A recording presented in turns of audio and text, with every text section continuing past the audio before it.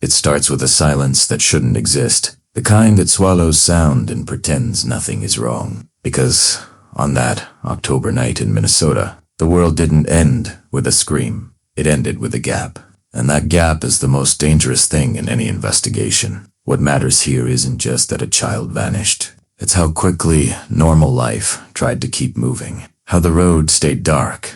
How houses stayed lit. How people assumed the system would catch up by morning. Because that assumption is the first quiet failure every cold case feeds on. Law enforcement would later describe the opening hours as active, but activity is not the same as direction. And direction is what was missing when early decisions locked the case into a narrow frame, treating the crime as an isolated act instead of a pattern waiting to be recognized. This wasn't chaos. It was misplaced confidence. The belief that bad things announce themselves clearly, that danger wears a visible face, and that rural America is insulated by familiarity. A belief that shaped every move that followed. Detectives canvassed fast, collected statements, logged tips, and checked known offenders. But the investigation leaned too hard on what had already happened, instead of what could happen next. And that distinction matters because predators exploit routine, not randomness. What makes this case unsettling isn't just the crime itself. It's how closely it mirrors real-life investigative blind spots that still exist today, where departments are flooded with information but starved for synthesis,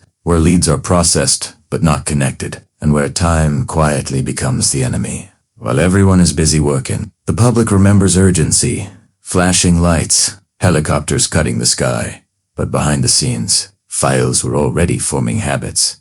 Assumptions were already hardening, and one early suspect was already being mentally downgraded. Not because the facts cleared him, but because the system needed resolution more than it needed discomfort. That's the uncomfortable truth true detectives understand. Cases don't go cold when evidence disappears. They go cold when certainty replaces curiosity. And as the sun came up over Stearns County, the investigation wasn't failing yet, but it had chosen a path. And once a case chooses a path, it resists turning back, even when the ground ahead is wrong. That choice would echo for decades, because what happened next didn't just test police work. It exposed how fragile justice becomes when early confidence outruns hard proof. And that's where this story truly begins. By daylight, the town revealed its second truth, not innocence, but trust. The kind of trust that lowers its guard because it has never been tested. And investigators walked into that environment carrying badges, but also assumptions, believing cooperation would naturally convert into clarity. It didn't, because small towns don't hide secrets out of malice. They hide them out of proximity.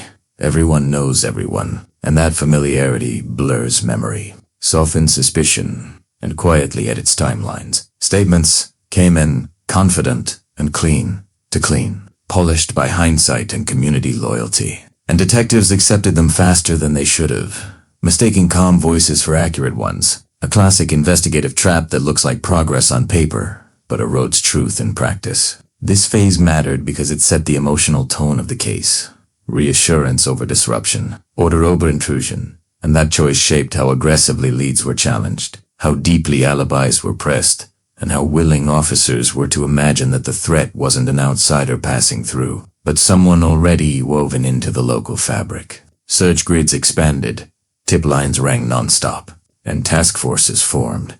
Yet the operation leaned outward instead of inward, scanning highways, checking transient lists, and chasing distance rather than proximity. A strategy that satisfies public fear but rarely catches calculated offenders. From a professional standpoint, this is where investigative discipline should have tightened, where contradictions should have been isolated and where timelines should have been stress-tested until they cracked. But pressure works both ways, and with media attention rising, the investigation began performing reassurance instead of pursuing discomfort. The deeper issue wasn't lack of effort, it was narrative momentum, the story forming in real time that this was a sudden, shocking anomaly, not the visible end of a longer kita sequenza.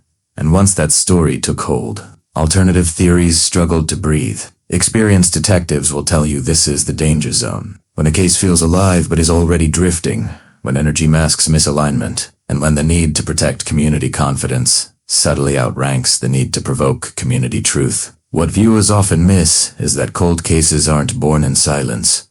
They're born in noise, and this case was loud, crowded with voices, opinions, and assurances that slowed real clarity. By the end of this chapter, the investigation hadn't stalled, but it had calcified, and that rigidity would soon collide with evidence that didn't fit the town's comforting narrative. Evidence that demanded a harder look and a far less comfortable conclusion.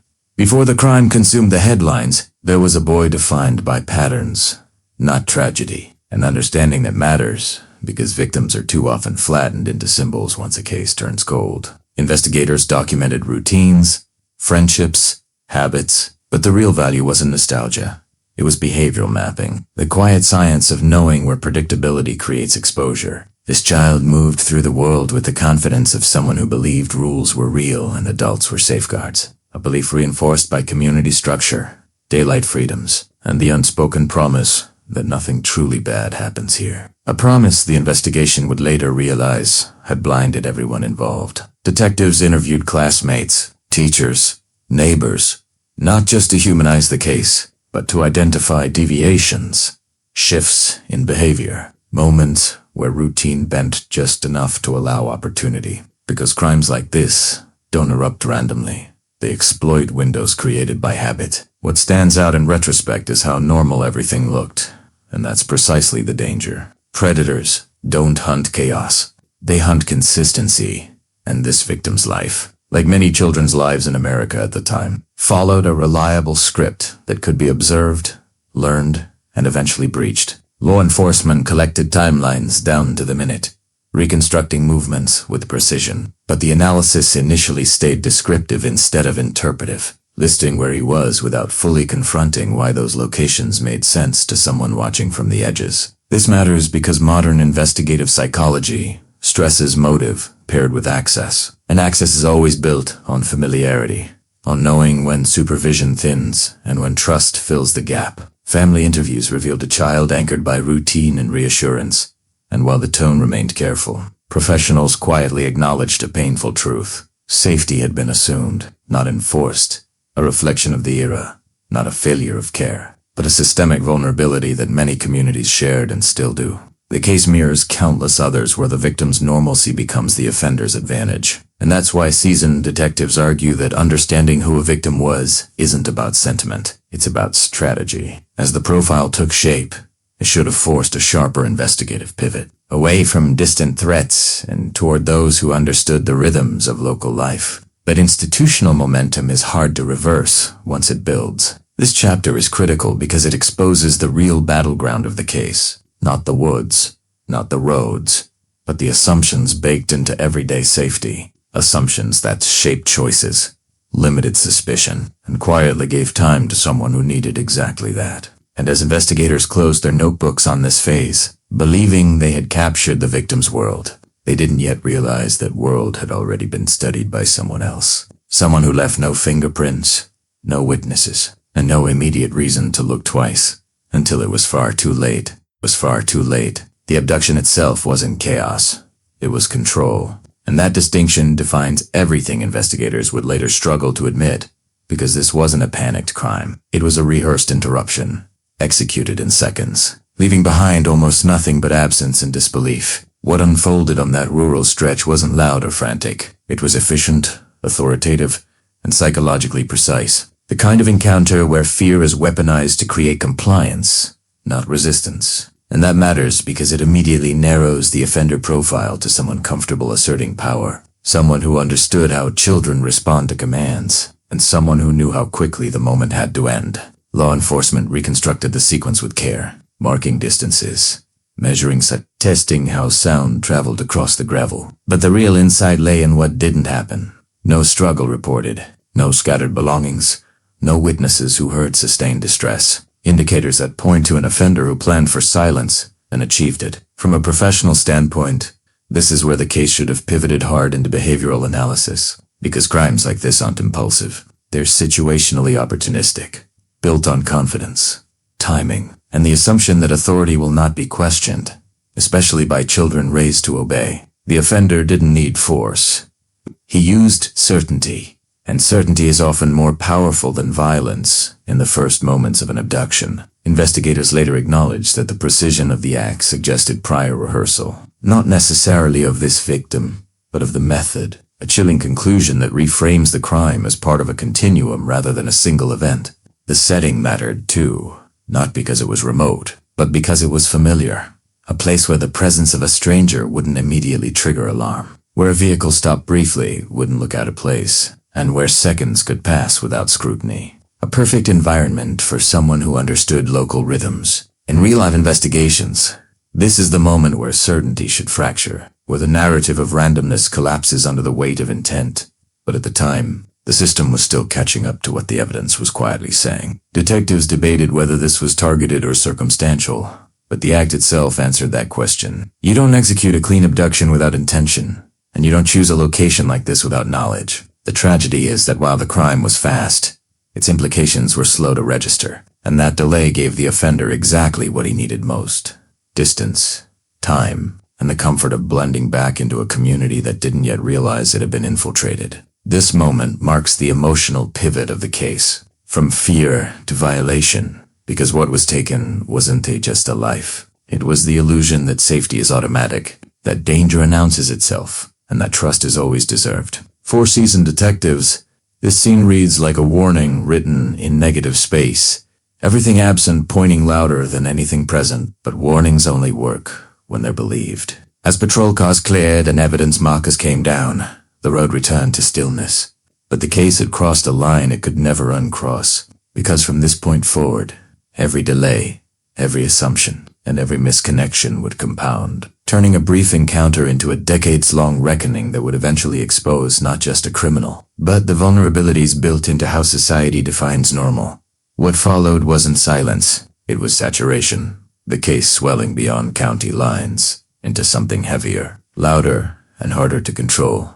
Because once a crime like this enters the national bloodstream, it stops being just an investigation and becomes a referendum on safety itself. Resources poured in, agencies stacked on top of agencies, command centers filled with maps, pins, and timelines. And on the surface, it looked like momentum. But scale has a dark side, because volume can dilute focus, and urgency can drown nuance. Tips exploded by the thousands, many sincere, many panicked, some dangerously confident, and detectives were forced into triage mode, deciding not what was true, but what could even be processed. A reality rarely shown on television, but painfully familiar to professionals. This mattered because the investigation shifted from precision to from hypothesis testing to data survival, and that shift quietly reshaped priorities, rewarding leads that were easy to explain over those that were hard to pursue. Media coverage amplified fear and expectation in equal measure, pushing law enforcement into a performative posture where visibility became almost as important as progress. And every press conference subtly locked investigators into public narratives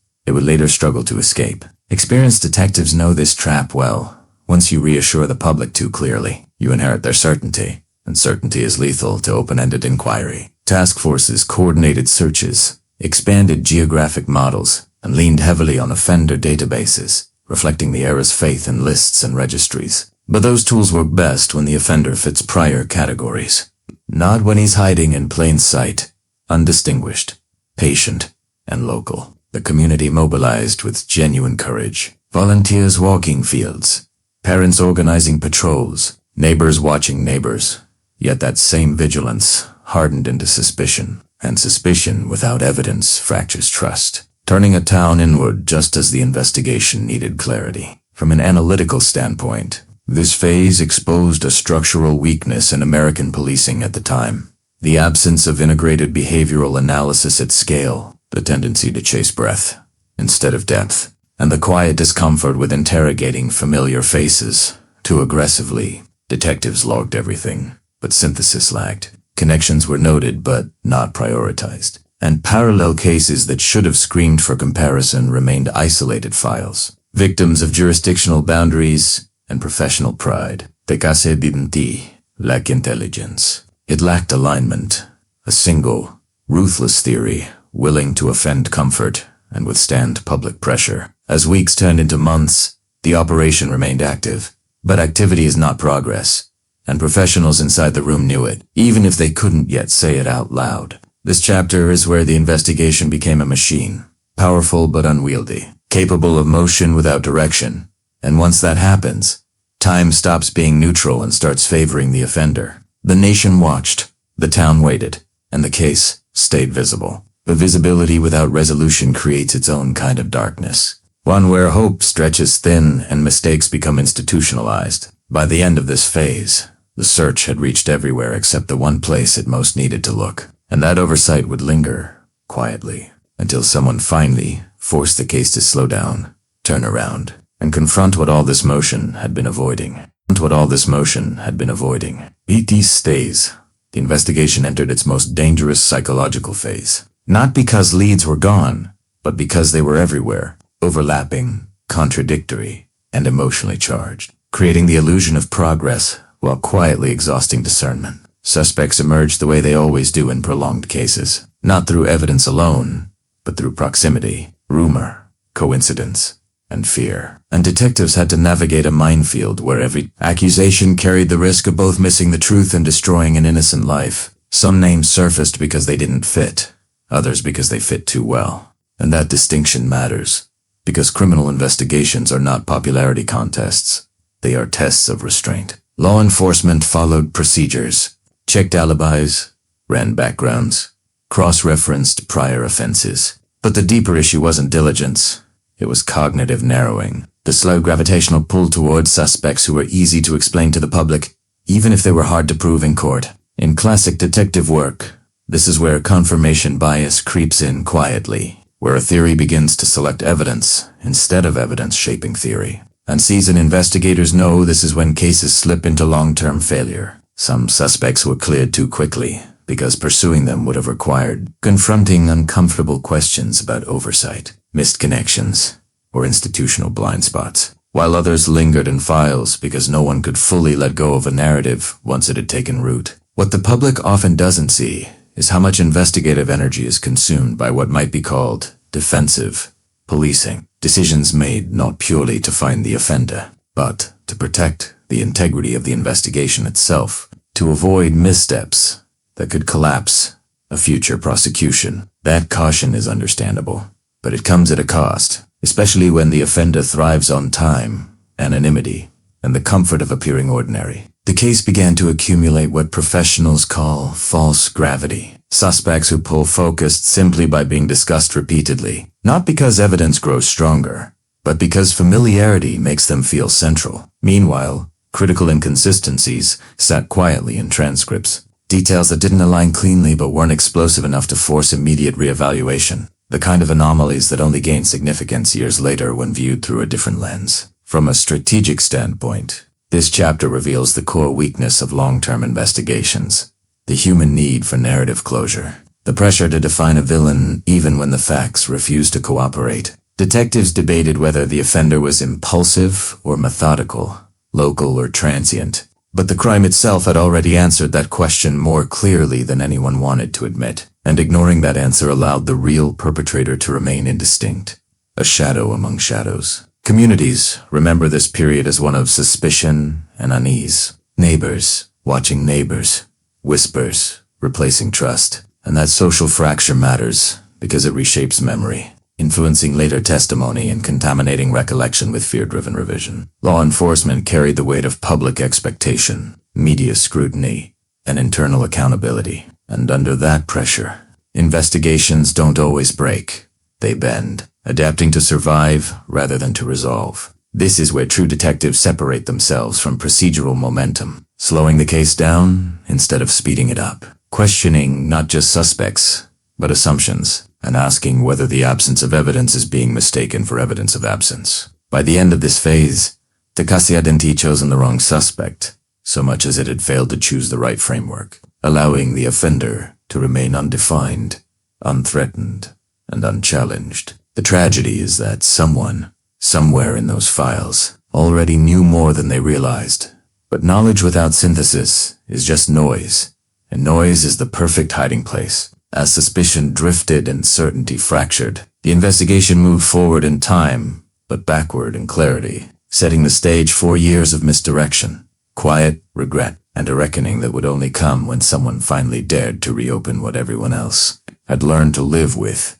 Time didn't heal this case. It distorted it, stretching facts thin while hardening early mistakes into institutional memory. And by the time the investigation slipped from urgency into the real damage wasn't what had been lost, but what had been normalized. Files thickened, detectives retired, leadership rotated, and with every transition the case was inherited rather than re-examined, treated as a burden to be maintained instead of a puzzle to be broken. And that distinction is lethal in long-form investigations. Leads were revisited, but rarely reinterpreted. Evidence was preserved, but not aggressively challenged, and the case entered what professionals privately call the archival phase, where momentum is replaced by maintenance and hope survives mostly as paperwork. This mattered because unresolved cases don't stay neutral. They either decay or they ferment, and this one fermented, quietly producing frustration, guilt, and a growing sense that the truth might never surface. Yet inside that stagnation lived a force stronger than any task force or database.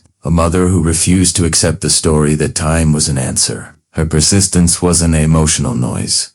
It was strategic pressure. A constant reminder that unresolved cases are not abstract failures. They are ongoing harm, and her advocacy reshaped how the case survived when official energy waned. She challenged assumptions, pushed for reviews, demanded accountability, and forced law enforcement to confront something institutions resist, admitting that effort is not the same as effectiveness. From an analytical standpoint, her role exposed a critical truth in American criminal justice. External persistence often succeeds where internal systems stall. Not because outsiders know more, but because they are less invested in protecting past decisions. While agencies cited resource limits and legal constraints, she reframed the narrative, transforming a local tragedy into a national symbol of vulnerability, accountability, and unfinished duty. And that reframing mattered because it kept the case alive in the only place that ultimately forces change, public consciousness. Meanwhile, the investigation continued to age, not gracefully, but stubbornly, carrying unresolved contradictions that no longer fit clean theories.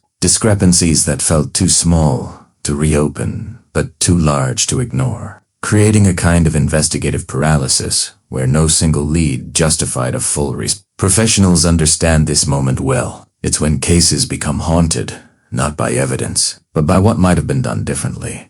And that psychological weight influences every future decision. Yet this period wasn't empty. It was incubating. As advances in forensic science, data integration, and offender profiling slowly closed the gap between what investigators once assumed and what they could now prove. Evidence long considered inert gained new potential. Preserved materials became future witnesses, and the very patience that had protected the offender began turning against him. The mother's advocacy intersected with this technological shift, not by accident, but by insistence, pushing agencies to retest, and reimagine what the case could still yield. And that intersection is the pivot point most viewers miss. Cold cases aren't solved by time alone. They're solved when time collides with refusal, when evolving tools meet unrelenting memory, and when someone forces the system to admit that closure without truth is just abandonment by another name. This phase transformed the case from an old file into a moral ledger,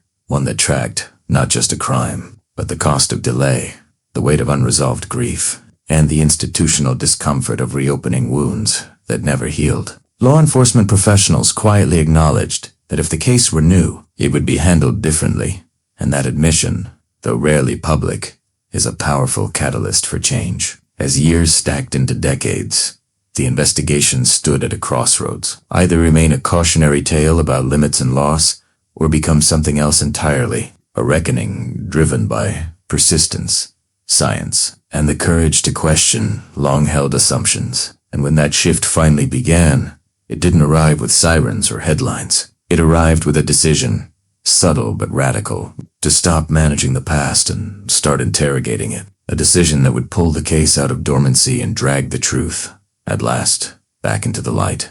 At last, back into the light. The breakthrough didn't arrive as a cinematic reveal. It arrived quietly, almost in the form of a single overlooked detail, a misfiled report that, when re-examined, reframed the entire trajectory of the investigation. And this is where patience met opportunity, in a way only decades of cold case work can produce. Investigators, long conditioned to procedural rigidity, suddenly had to think laterally, connect dots that had been ignored, and reassess human behaviors that once seemed irrelevant. The new forensic tool is DNA sequencing far beyond what was possible at the time of the crime. Digital cross-referencing and behavioral analytics combined with old-school detective work created a tension between what the evidence had always said and what the system had failed to hear. Every new analysis peeled back layers of assumption, exposing not just the truth about the crime, but also systemic blind spots, and the emotional toll on law enforcement became apparent. Officers who had carried this unresolved burden for years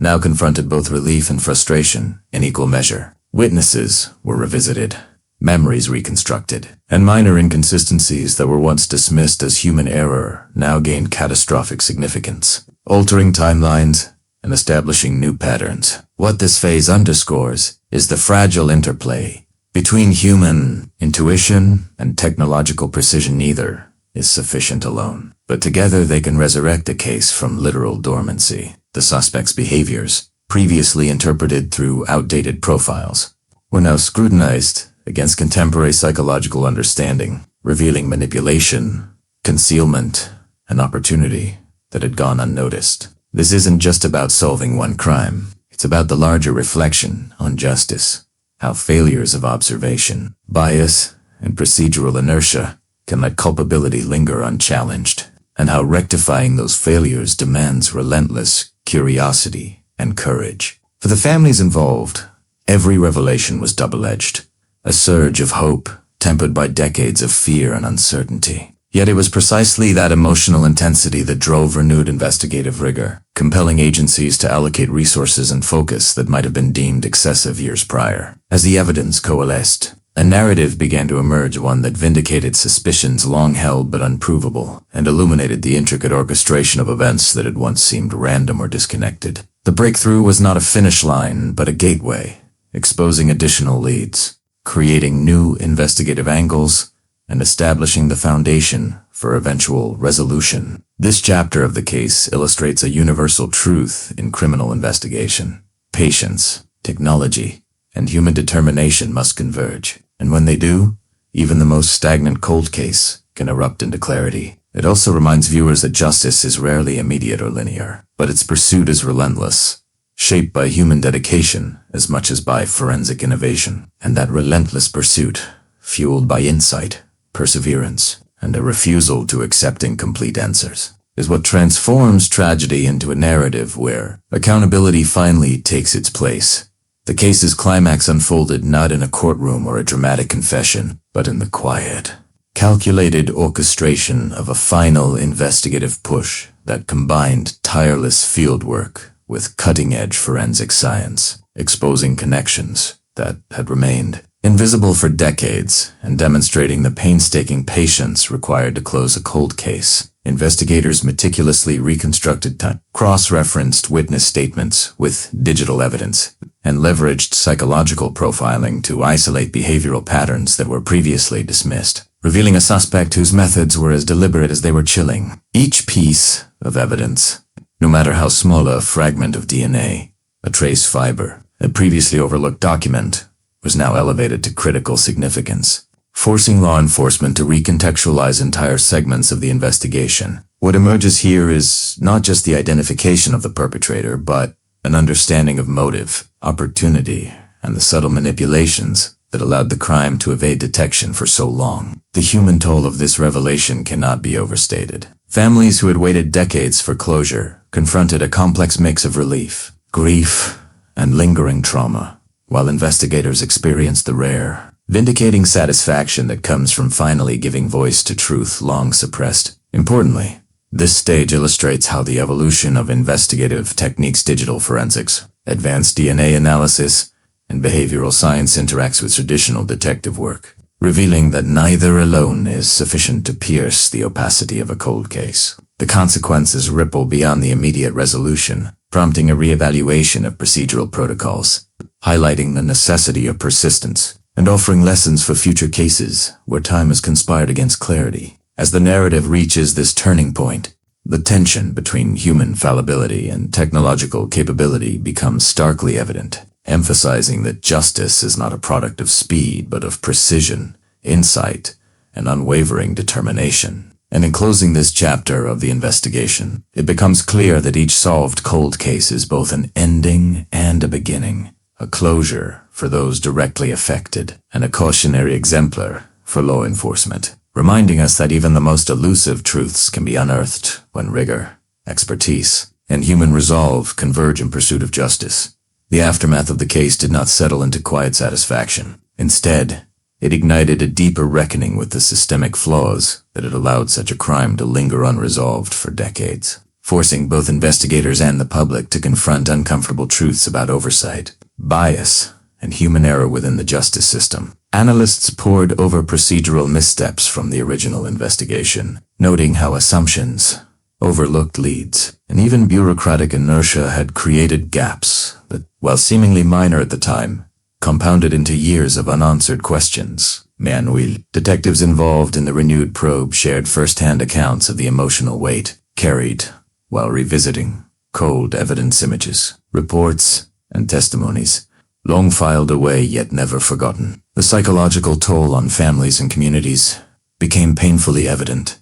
Decades of hope and despair, trust and doubt, all coalescing in a fragile moment of closure. What emerged from this stage was more than just the resolution of a single crime. It became a study in the evolution of investigative practice, demonstrating how modern forensic technology, when combined with dogged fieldwork and critical re-examination of old records, can transform uncertainty into actionable insight. Experts now debated the broader implications, recognizing that every solved cold case serves as a blueprint for refining protocols, improving interagency communication, and training future generations of detectives to anticipate the blind spots that allowed injustices to persist. Sociologists and criminologists highlighted the narrative as a mirror, reflecting society's collective responsibility to question assumptions and demand accountability, while legal scholars pointed to it as evidence that procedural diligence can and must coexist with compassion for those affected. As this chapter draws to its conclusion, the story underscores a vital lesson.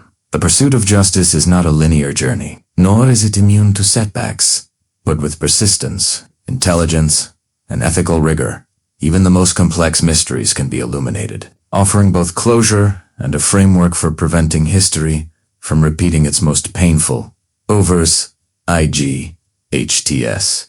As the investigation reached its final stretch, this chapter delves into the painstaking process of connecting scattered threads that had eluded resolution for decades, highlighting the meticulous work of modern detectives who sifted through mountains of archival material, re-interviewed witnesses whose memories had faded, and applied advanced forensic techniques that simply didn't exist during the original probe. Every lead, no matter how minor, was scrutinized under a lens sharpened by both technology and intuition, revealing patterns that suggested motives and movements previously dismissed as coincidental. The narrative exposes how human behavior, both in perpetrators and investigators, leaves subtle, yet critical traces, contradictions, or emotional reactions that, when pieced together, form a coherent map of culpability. Analysts discuss the broader implications of revisiting cold cases.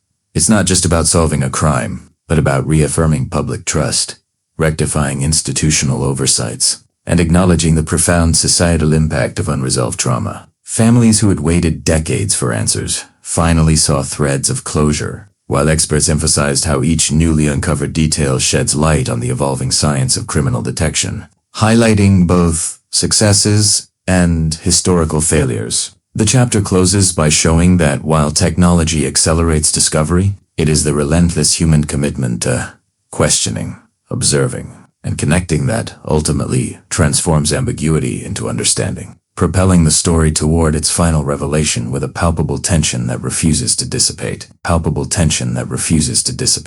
The ultimate confrontation between hidden truths and exposed realities, capturing the moment when all investigative labor converges into clarity, yet without the comfort of simplicity. The case's resolution forces society to grapple with moral ambiguity, accountability, and the limits of justice. Here, the narrative examines the intricate interplay of evidence, human judgment, and timing, how a single overlooked witness or misfiled document once rendered the truth invisible, but now serves as a linchpin for understanding motive, method, and consequence. Investigators recount the emotional weight of presenting these findings, the calculated precision in courtrooms and public reports, and the unspoken acknowledgement that closure never erases the past, itra framus Italiano. Experts debate the broader lessons for law enforcement and the community. How biases, resource limitations, and procedural rigidity can impede justice, and how modern approaches integrating forensic innovation, critical review, and cross-disciplinary collaboration can prevent similar stagnation. Beyond procedural mastery, the story underscores a deeper human resonance. Grief, perseverance, and the enduring demand for truth shape not only the case, but the culture around it, influencing policies, public perception, and even how future detectives are trained. The chapter concludes on a note of reflection and forward momentum, emphasizing that each resolved cold case is both an ending and a blueprint, a testament to the power of persistence and the enduring necessity of vigilance, ensuring that shadows once obscured are now illuminated, and that the pursuit of justice remains unyielding in the face of time's relentless passage, exploring the ripple effects that the case's resolution sends through families, communities, and institutions long accustomed to uncertainty. Investigators reflect on the human cost of decades-long ambiguity, how unresolved questions distort lives, fuel suspicion, and erode trust in justice systems, while also revealing moments of resilience, courage, and quiet heroism among those who refused to let the case fade into oblivion.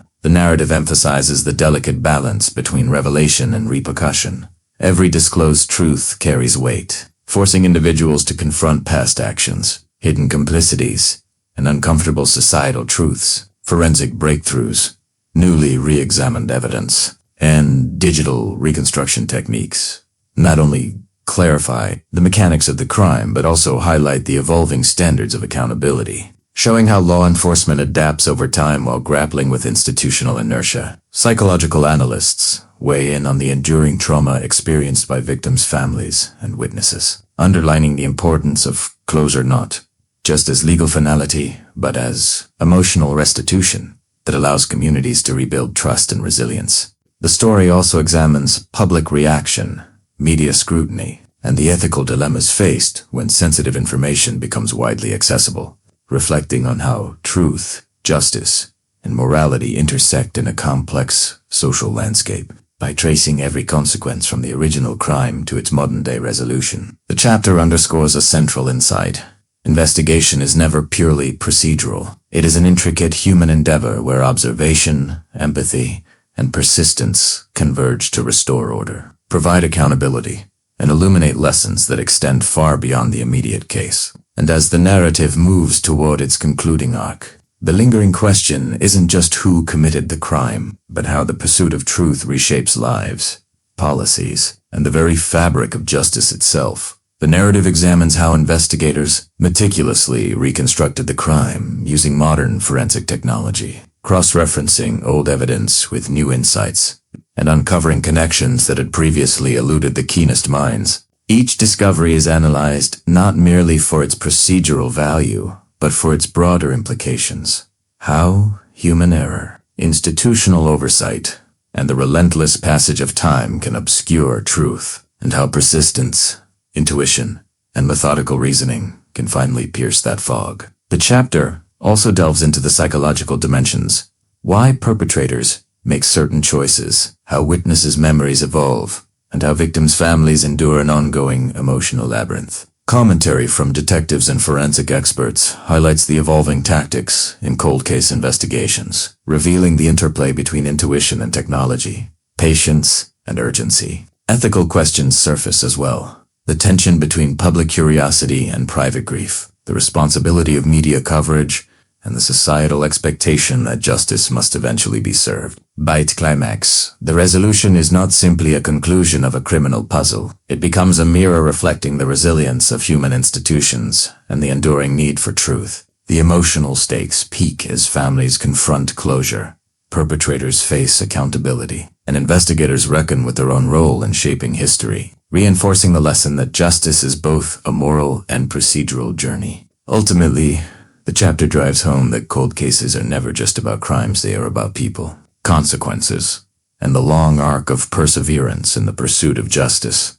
Investigators, exhausted yet resolute, reflect on the chain of decisions that led to breakthroughs, revealing both the brilliance and the fallibility inherent in human judgment. The narrative dissects the role of evolving forensic science from DNA, reanalysis to digital trace, evidence, and how these tools reframed the understanding of events that had remained opaque for decades. Emotional currents dominate as families process a complicated mix of relief, grief, and unresolved trauma, exposing how closure is rarely absolute, and justice does not erase suffering. Expert commentary underscores the lessons for law enforcement.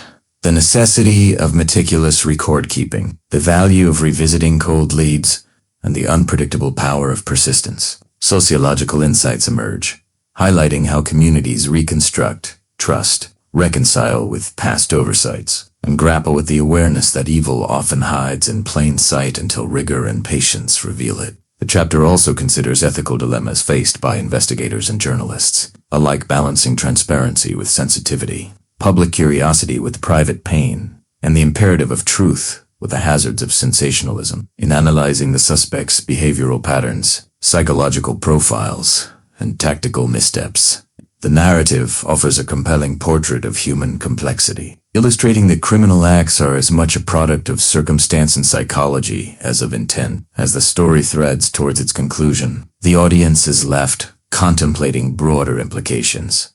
The fragility of memory, the endurance of hope, and the quiet heroism of those committed to uncovering truth against daunting odds. This chapter closes not with finality, but with reflection, leaving viewers acutely aware that the pursuit of justice is an ongoing journey, one that tests patience, intellect, and empathy, and reminds us all of the weight carried by those who refuse to let mysteries remain unsolved.